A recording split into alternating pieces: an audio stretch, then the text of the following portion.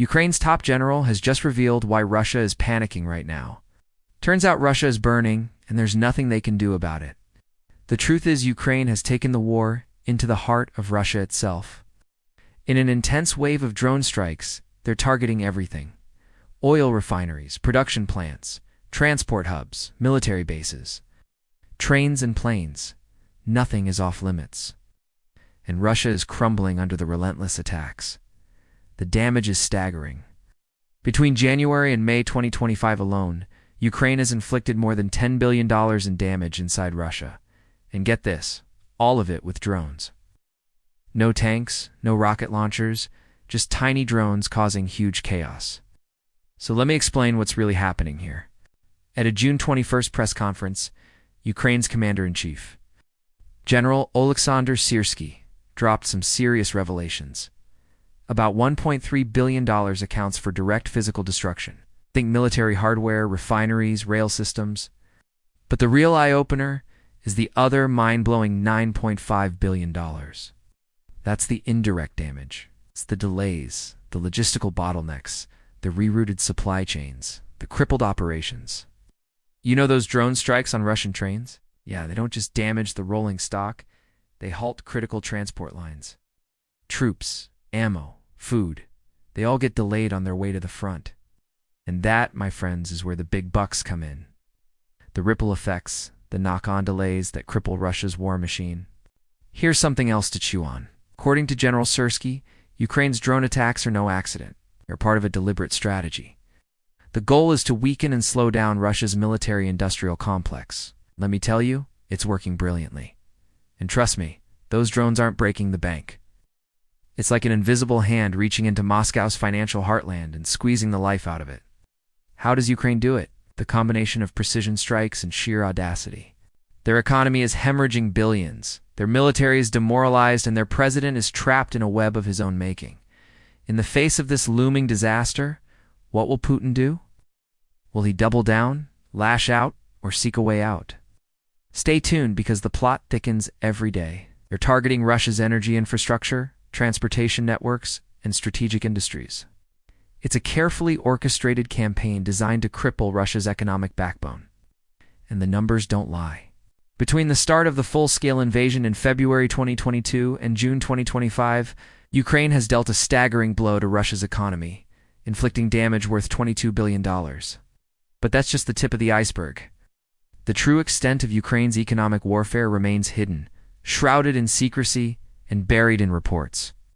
However, we do know that somewhere between 20 and 40% of Russia's industrial facilities have been damaged. Factories are smoking ruins, production lines are shattered, and entire industries are on their knees. Ukraine's drone warriors aren't just dropping bombs, they're laying waste to Russia's industrial capacity. Sure, some cost a couple $1,000, but most are much cheaper. We're talking about $1,000 or even less. Or disrupting supply chains, choking off essential resources, and bankrupting key industries. It's a silent but deadly assault that's gradually strangling Russia's economic lifeblood. Now here's where things get really interesting.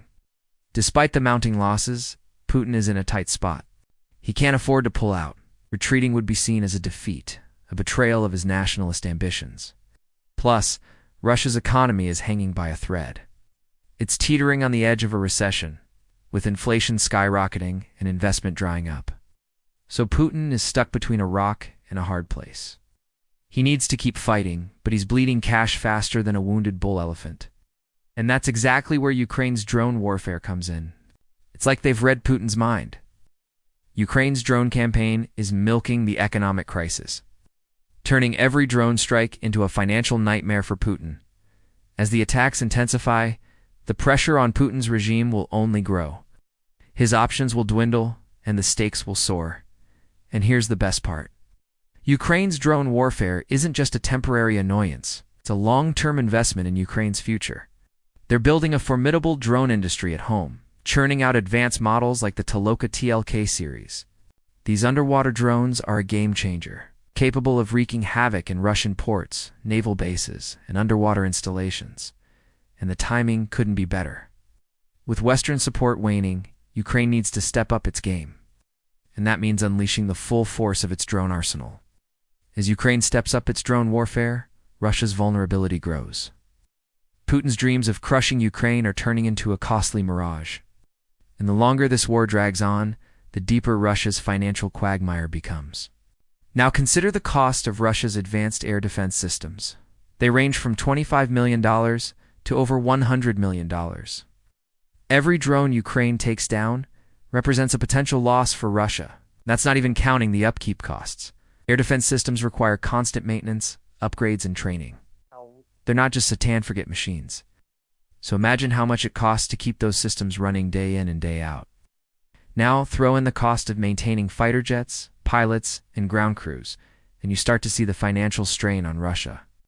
Ukraine, on the other hand, operates with lean efficiency. Its drone program is designed to inflict maximum damage with minimum resources.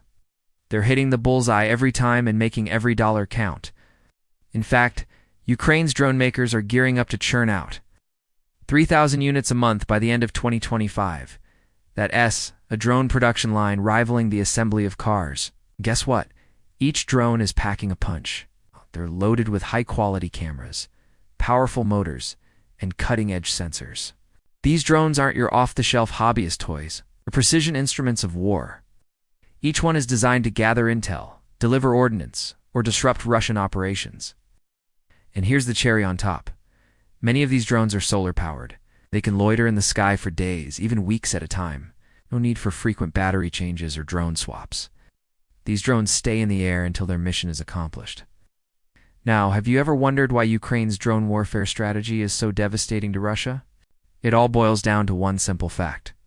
Russia lacks effective countermeasures. They were caught off guard by Ukraine's tactics, and they do not have the tools to stop it. Ukraine's drones operate in swarms, making them hard to track and even harder to shoot down. And don't forget, many of these drones are virtually undetectable by radar. They're flying under the enemy's noses and striking when least expected. Meanwhile, Russia's response is often delayed, inaccurate, or ineffective. They rely on outdated equipment and human operators who simply can't keep up with the speed and agility of Ukraine's drones. The result? Russia is on the defensive, struggling to protect its assets and personnel. While Ukraine's drone warriors roam freely, gathering intel, sabotaging equipment, and striking key targets, if you think about it, it makes perfect sense. Ukraine can't slug it out with Russia in a war of attrition. They don't have the same size defense budget. Russia keeps throwing money at the war, and it's starting to show. Russia's defense spending was a cool $63.4 billion in 2023, and it's projected to hit $68.6 billion by 2028. Compare that to Ukraine. It's $8.6 billion this year, and you start to see the challenge. Russia simply has more tanks, planes, and artillery systems. Think about this. For every $1 Ukraine invests in drone operations, it causes $15 worth of damage in Russia. That's a 15-to-1 return on investment. But wait, there's more. Ukraine's drones aren't just a threat to Russia's military. They're shaking up the entire Russian economy. And here's the kicker. Ukraine's drone campaign is squeezing Russia's economy tighter than a drum. And guess what? Russia is starting to panic. Can you blame them?